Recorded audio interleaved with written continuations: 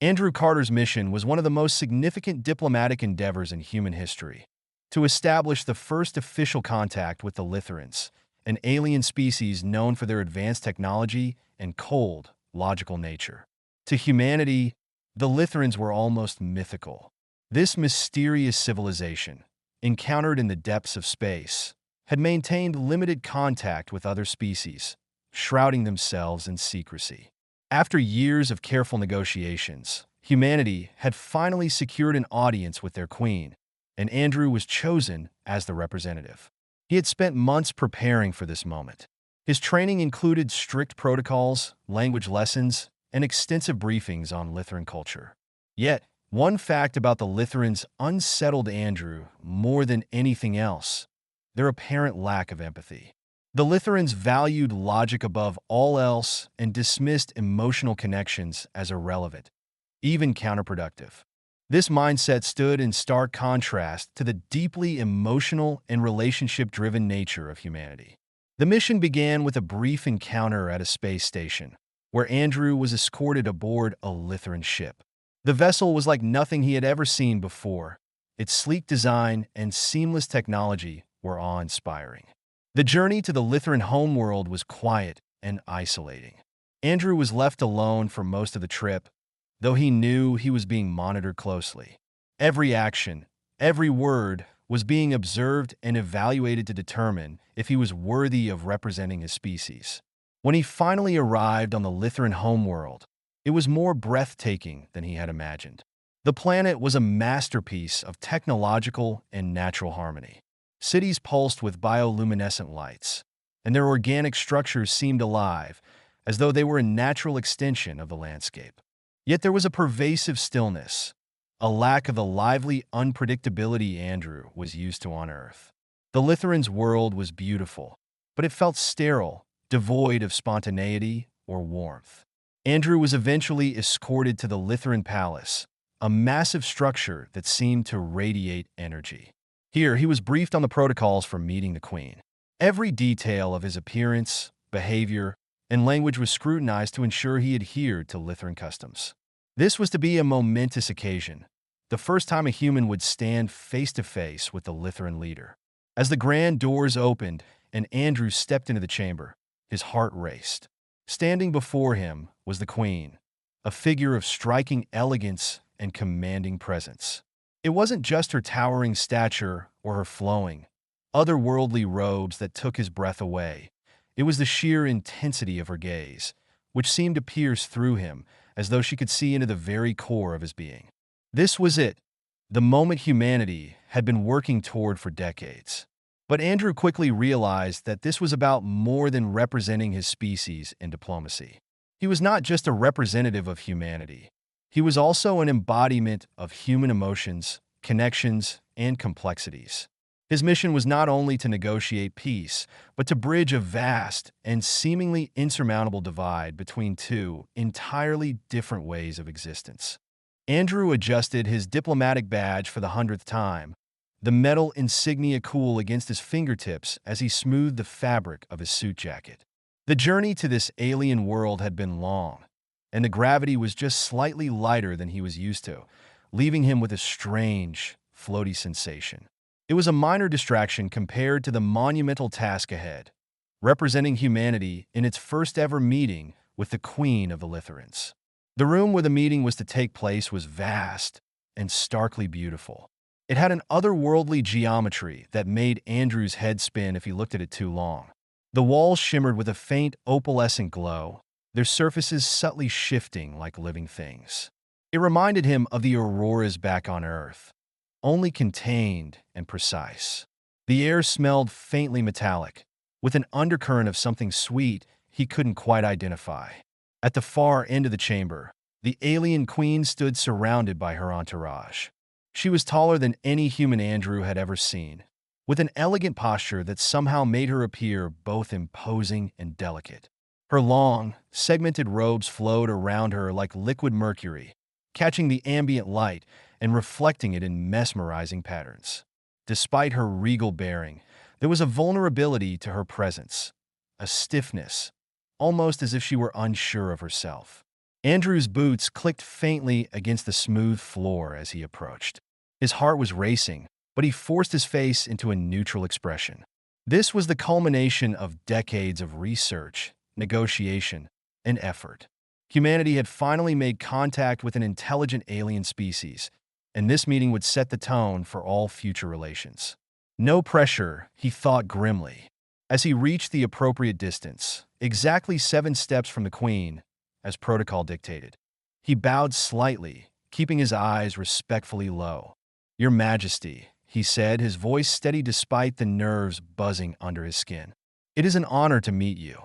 The Queen tilted her head slightly, studying him. Her large, unblinking eyes seemed to drink in every detail, from the strands of hair on his head to the way he held himself.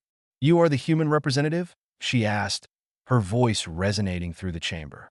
It wasn't harsh or mechanical, as he had feared it might be.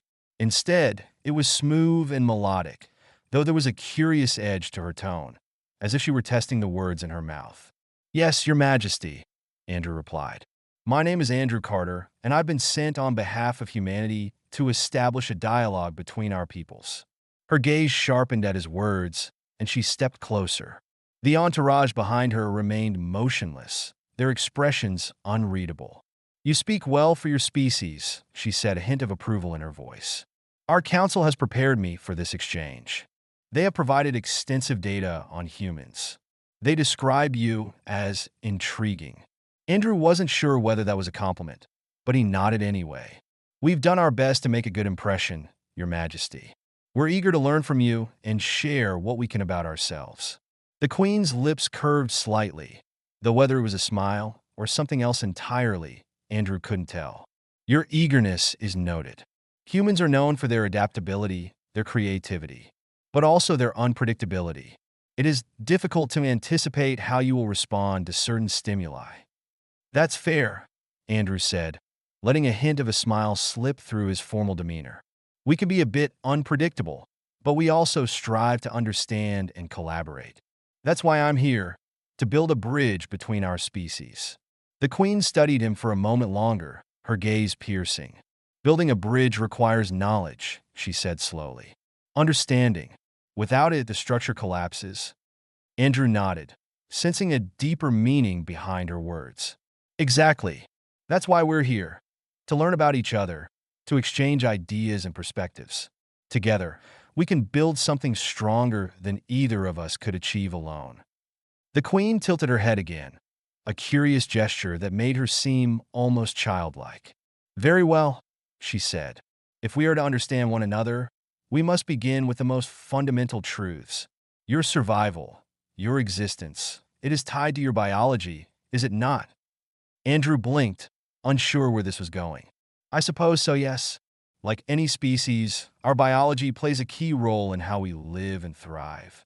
The Queen stepped closer, her towering form casting a long shadow over him. The opalescent light of the chamber caught the intricate patterns on her robes, making them shimmer like a galaxy. "Then tell me," she said, her voice low and deliberate, "how do you reproduce?" The question hung in the air like a thunderclap, and for a moment, Andrew's mind went completely blank. He stared at her, unsure if he had misheard. The silence stretched, and he became painfully aware of the rapid beating of his heart. "Ah," he stammered, his diplomatic training momentarily failing him. I'm sorry, could you repeat that?" Her expression remained serene, but there was an intensity in her gaze that made him feel as though he were being dissected under a microscope. "Reproduction," she said, enunciating each syllable carefully. "The creation of new life. Your species depends on it, does it not? Show me how it is done." Andrew's brain scrambled for a response, his face flushing with heat. "Well, that's not really something we demonstrate." The Queen frowned, a flicker of confusion crossing her face. "I do not understand. Is this not a fundamental aspect of your existence?" "It is," Andrew said quickly, trying to regain his composure. "It's just complicated. Humans don't reproduce in a purely biological sense. I mean, we do, but it's not just about biology. There's a lot more to it." Her head tilted again, her curiosity apparent. Elaborate.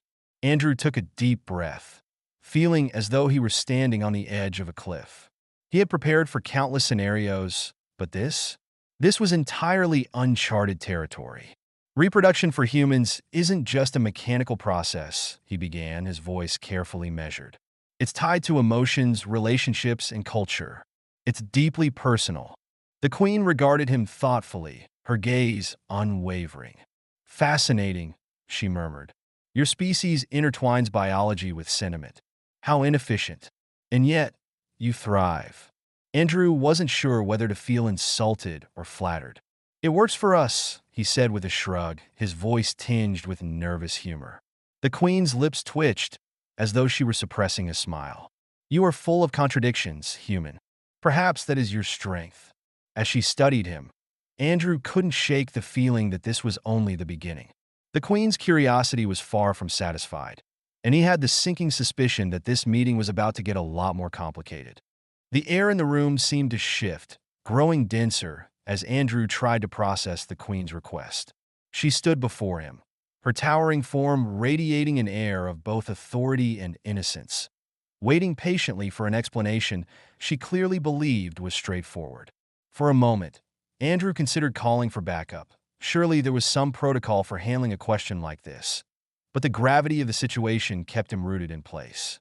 The first diplomatic exchange between humanity and the Litherans was happening here and now, and he was the sole representative responsible for ensuring it didn't spiral into disaster.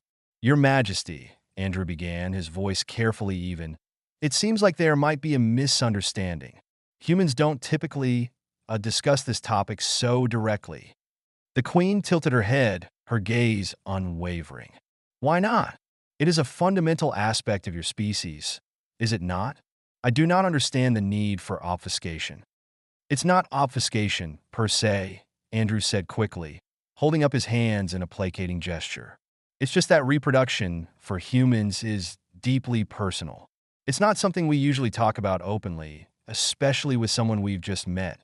Her eyes narrowed slightly, as if weighing his words. Personal. That is the second time you have used this term to describe the process. Elaborate. What does it mean? Andrew hesitated. How did one explain the complexity of human intimacy and reproduction to an alien queen who seemed to view it as nothing more than a biological mechanism? He took a steadying breath and tried to frame his response diplomatically. For humans, reproduction isn't just a biological function. It's tied to our emotions, our relationships, and our culture. It's not just about continuing the species. It's also about connection, trust, and love. The queen blinked, and for the first time, a flicker of confusion crossed her otherwise serene features. Love, she repeated, the word foreign on her tongue. This is another concept I have encountered in my studies of your species. It appears frequently in your literature and art, yet its meaning remains elusive. Explain. Andrew resisted the urge to groan. He was a diplomat, not a philosopher, and yet here he was about to delve into one of the most abstract concepts humanity had ever grappled with. Love is complicated, he began, choosing his words carefully. It's an emotion, but it's also more than that. It's a bond between people, a deep sense of care and connection. It can be romantic, familial, or even platonic. And for many people, it's an important part of reproduction, or at least the relationships that lead to it. The queen regarded him with an intensity that made him feel as though she were peeling back the layers of his very being. So you are saying that your species does not reproduce solely out of necessity. You do so because of emotion? Sometimes, Andrew admitted, his cheeks flushing. It's not always about reproduction. Humans engage in physical intimacy for other reasons too: pleasure, connection, trust. It's a way of expressing our emotions and strengthening our relationships. Her head tilted again, the motion smooth and deliberate. Fascinating. On my world, reproduction is a purely functional process. Genetic material is selected and combined in controlled environments, ensuring the survival of the species. There is no intimacy, no emotion, only efficiency. Andrew nodded, filing away the information for future reference. That makes sense, given your species' culture and biology. But for humans, it's different. Our emotions are deeply intertwined with our actions, even those tied to survival. It's part of what makes us who we are. The queen was silent for a long moment, her gaze distant as though she were processing his words. Finally, she spoke, her voice soft but laced with curiosity. Your species is truly unique. To intertwine something as vital as reproduction with something as unpredictable as emotion, it is both remarkable and illogical. Andrew couldn't help but chuckle, despite the awkwardness of the conversation. You're not wrong about it being unpredictable. Human relationships can be messy and complicated, but that unpredictability is part of what makes life so meaningful for us. The connections we form with others, whether romantic, familial, or otherwise, shape who we are and give us a sense of purpose. The queen's expression softened, and for the first time, she seemed less like a detached ruler and more like someone genuinely curious about the world beyond her own. Purpose, she murmured, as if testing the word. Another concept that eludes precise definition. It seems your species thrives on ambiguity and complexity. Yeah, you could say that, Andrew said with a wry smile. We're not exactly known for being straightforward. The queen's lips twitched, and for a brief moment, Andrew thought she might actually be smiling. Perhaps that is what makes your species so intriguing. You defy simplicity. You create meaning where none exists. It is a strength I did not anticipate. Andrew relaxed slightly, sensing that the tension in the room was beginning to ease. Thank you, Your Majesty. I hope that as we continue to learn about each other, we can find ways to bridge the gaps between our cultures and build a strong relationship. The queen inclined her head, her gaze steady. Indeed, there is much for us to learn from one another. Your species' capacity for emotion and connection may hold insights that could benefit my people. And perhaps we, in turn, can offer you knowledge that will aid in your own development. I'd like to think so, Andrew said, his voice sincere.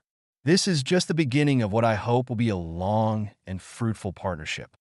The queen studied him for a moment longer before gesturing to her entourage. They stepped forward silently, their movements as fluid and precise as clockwork. For now, we shall conclude this discussion, she said, her tone once again regal and commanding. But I expect to continue this dialogue. There is much about your species that remains unexplored. Andrew bowed deeply, relieved that the conversation had not veered into complete disaster. Thank you, Your Majesty. I look forward to our next meeting. As he straightened and prepared to leave, the queen spoke once more, her voice softer but no less authoritative. Human, your species' capacity for emotion is both its greatest strength and its greatest mystery. Perhaps, in time, we will uncover the full extent of its significance. Andrew nodded, his mind still reeling from the unexpected turn the conversation had taken. As he left the chamber, he couldn't shake the feeling that this was only the beginning of a much deeper exploration, not just of alien cultures, but of humanity's own nature. And for better or worse, he was now at the center of it. Andrew shifted uncomfortably under the queen's gaze, her luminous eyes fixed on him with an intensity that was equal parts curiosity and command.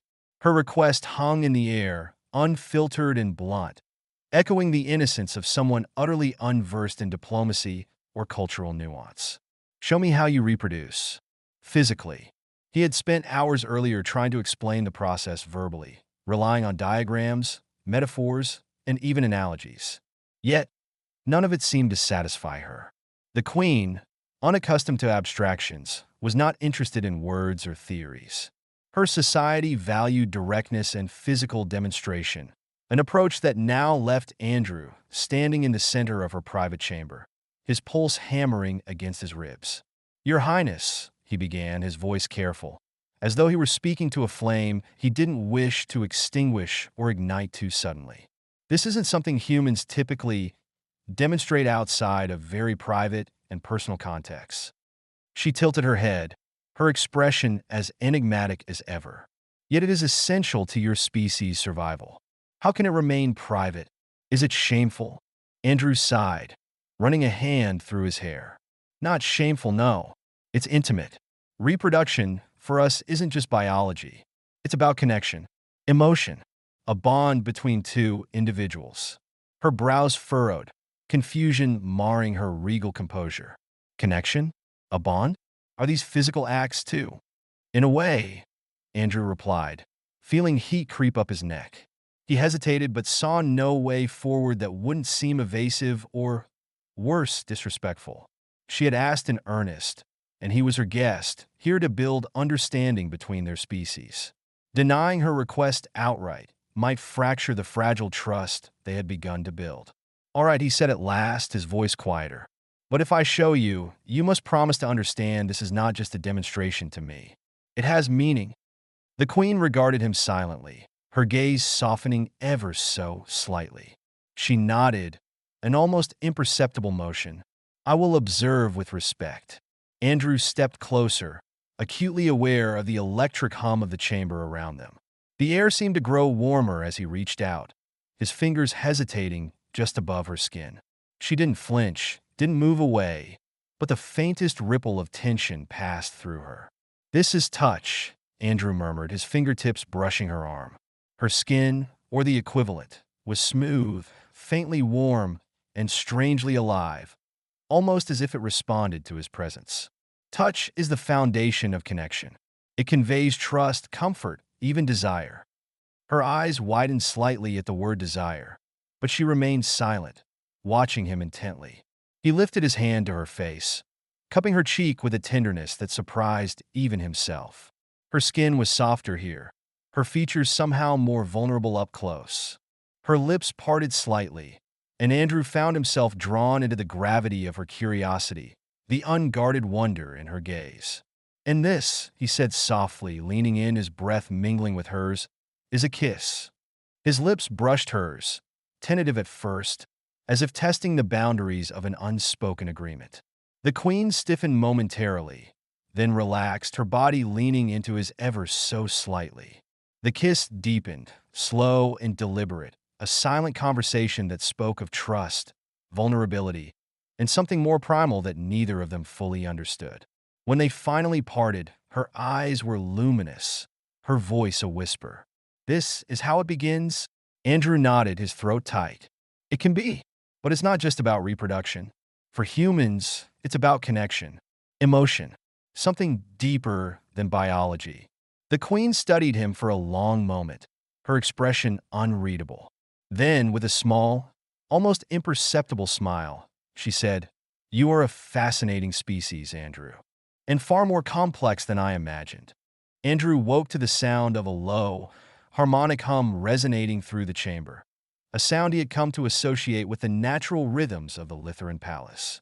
The walls glimmered faintly in response to the soft light filtering through the translucent ceiling, creating an otherworldly atmosphere.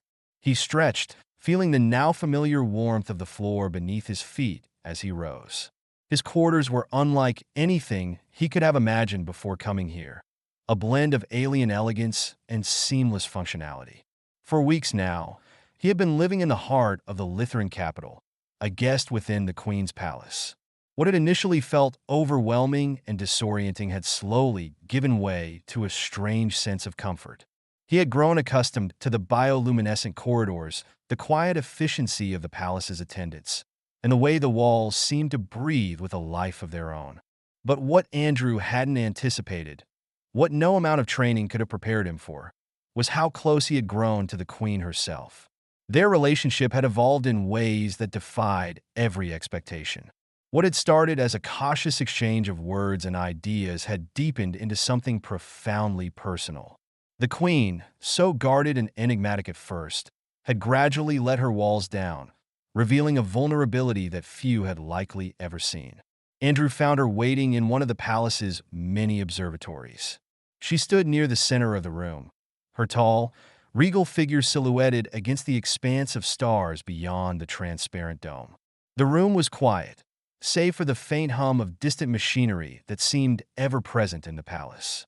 "Andrew," she said without turning, her voice carrying the same melodic resonance that had captivated him from the start. "You rise early."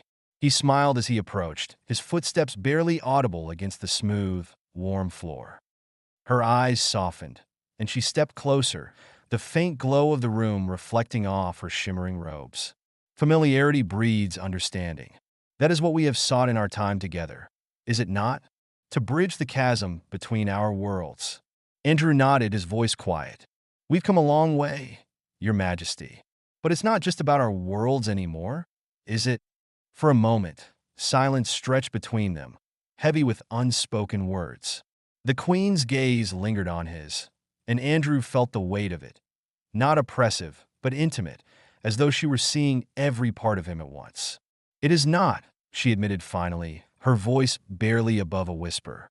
Their relationship had grown beyond the diplomatic roles they had been assigned. In the quiet hours between formal discussions and public appearances, they had shared pieces of themselves, stories, thoughts, vulnerabilities. The Queen had spoken of her isolation, the weight of her responsibilities, and the doubt that crept in during moments of quiet reflection. Andrew had shared his own struggles, his fears about representing humanity, and the uncertainties that came with navigating a relationship so unprecedented. Now, as they stood together in the observatory, the closeness between them felt undeniable. Andrew reached out, his hand brushing hers, a small, tentative gesture that carried a world of meaning. She didn't pull away. Instead, she turned her hand, her fingers intertwining with his in a way that felt both deliberate and natural. Andrew, she said softly, her voice carrying a rare vulnerability. Do you ever wonder what the future holds for us? For this connection we have forged. He tightened his grip on her hand, his voice steady. I do, and I think it's worth fighting for, no matter how uncertain it might be. Her willingness to embrace a more emotional perspective, something previously foreign to her people, did not go unnoticed, and while some resisted the change, others began to consider its merits. In quieter moments, away from the scrutiny of the council, Andrew and the Queen would walk the palace gardens, their conversations meandering from philosophy to personal reflections. The gardens, like much of the Lythran world, were a blend of natural beauty and technological precision. Luminescent flowers bloomed in intricate patterns, their petals shifting colors in response to touch or proximity. One evening, as they walked among the glowing flora, the Queen paused, her gaze fixed on a particularly radiant bloom. These flowers, she said, her voice contemplative, were engineered to adapt to their environment. They change, evolve, responding to the needs of those who tend them. And yet, for all their beauty, they are not truly alive. And as the days turned into weeks, Andrew began to realize that this bond was more than just a bridge between their worlds. It was a testament to the power of understanding, of trust, and of the willingness to embrace the unknown. They lacked the imperfection, the unpredictability that defines life. Andrew stepped closer, his voice gentle. Perfection isn't always the goal. Sometimes it's the imperfections that make something or someone truly extraordinary. She turned to him, her expression unreadable.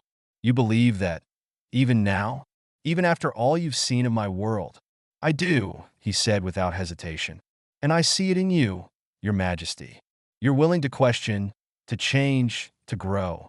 That's what makes you extraordinary. Her gaze lingered on him, and for a moment, the weight of her title seemed to fade, leaving only the woman behind it. Thank you, Andrew, she said softly, for seeing me, not just the crown I wear. Their connection had become something neither of them had anticipated, a bond that transcended their roles and the vast differences between their species. It was fragile and complicated, but it was also undeniably real. I could say the same about you, Your Majesty. Do you ever rest? She glanced over her shoulder, the faintest hint of a smile tugging at her lips. Rest is a luxury I cannot always afford. There is much to consider, much to prepare for. Andrew stopped beside her, his gaze shifting from her to the breathtaking view of the Lythran skyline. The city below pulsed with soft, rhythmic lights, its towers and pathways forming intricate patterns that seemed almost alive. Beyond it, the stars stretched endlessly, a reminder of the vast universe they both inhabited. Even queens need a break sometimes, he said softly, his tone teasing but warm. She turned to face him fully, her expression both regal and tender. "And you, Andrew Carter? Do you feel at ease here, among my people?" He met her gaze, searching for the right words. "It's different. At first, everything felt so alien, so overwhelming. But now it's starting to feel almost familiar. I'm learning to see the beauty in it." The Lytheran palace was silent in the way only an alien world could be. Its walls pulsed faintly, alive with bioluminescence, and the air carried a faint hum, as if the structure itself was breathing.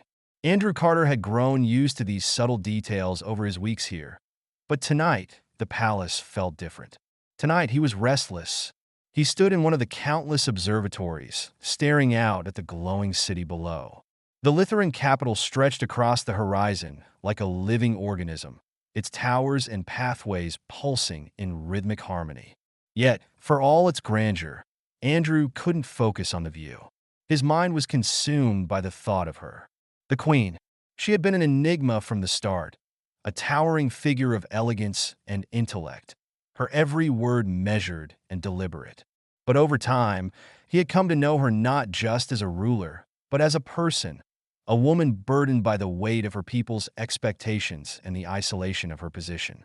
Their conversations, once guarded and formal, had grown warmer, more personal. And somewhere along the way, something had shifted between them. Andrew ran a hand through his hair, letting out a sigh. He couldn't deny it any longer. He was in love with her. But how could he tell her? She was the queen of an alien race, bound by traditions and responsibilities he could barely comprehend. And he?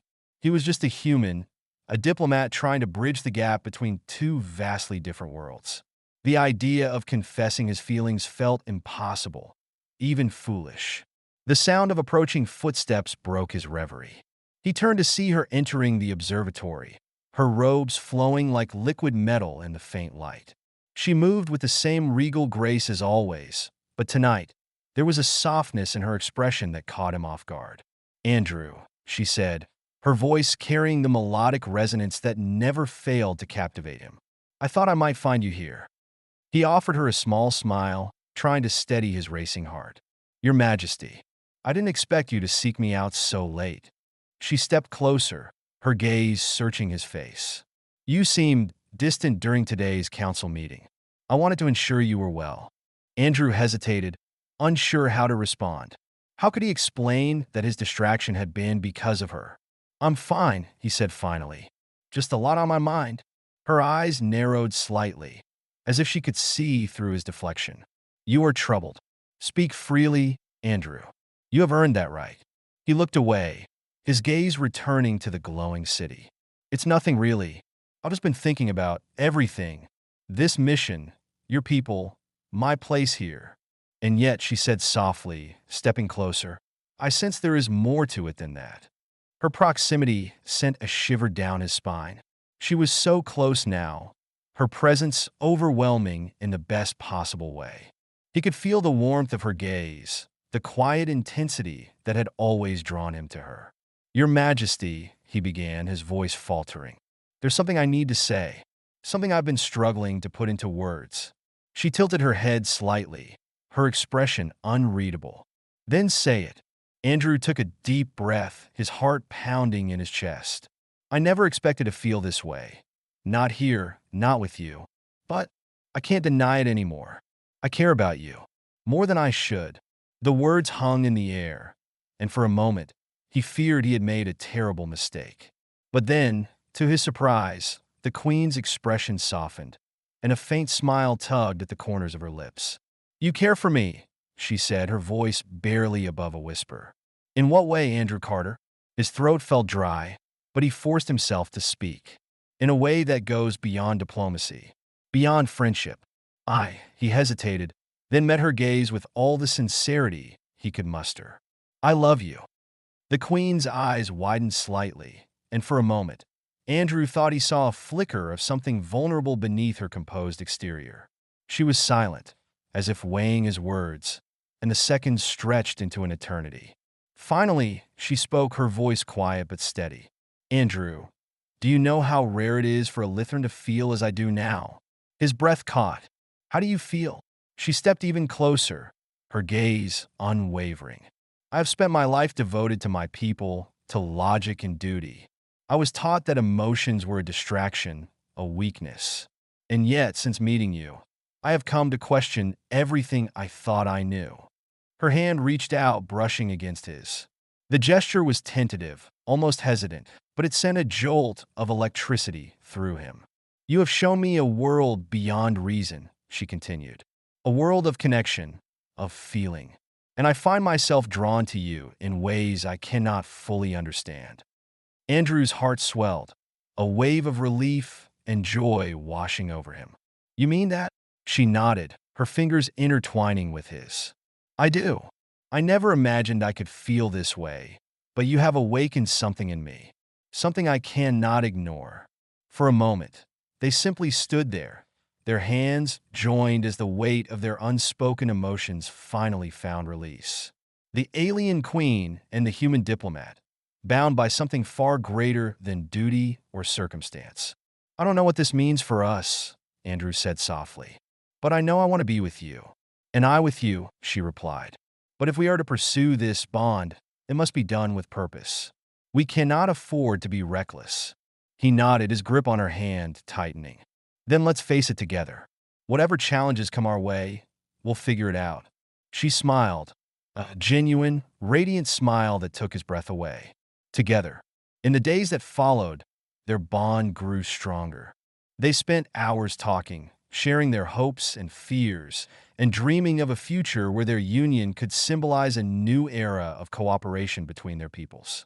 The queen, once so reserved and guarded, began to open up in ways Andrew never thought possible. She spoke of her childhood, her struggles as a leader, and the loneliness that had always accompanied her position. For his part, Andrew shared his own vulnerabilities, the weight of his responsibility, his fears of failure, and the deep yearning that had driven him to connect with her. Their love became a source of strength, a beacon of hope in the midst of uncertainty. And when the time came to make their intentions known, they did so with unwavering resolve. Standing before the Lytheran Council, the queen addressed her people with the same grace and authority that had defined her reign. But this time, there was something new in her voice, a warmth that spoke of her newfound connection with Andrew. I have chosen to follow a path that defies tradition, she declared, her voice steady. A path that embraces not only reason but also emotion, not only duty but also love. In Andrew Carter, I have found a partner, not only for myself but for the future of our two peoples. Together, we will build a bridge that unites our worlds. The council murmured in surprise, but the queen's resolve was unshakable. Beside her, Andrew stood tall, his hand resting lightly on hers as they faced the room together. In that moment, Andrew knew their journey was just beginning. There would be challenges ahead, but with her by his side, he felt ready to face them all. Their love, forged in the unlikely meeting of two worlds, had become something extraordinary, a testament to the power of connection, trust, and hope. And as they left the chamber hand in hand, Andrew couldn't help but smile. For the first time in his life, he truly believed that anything was possible.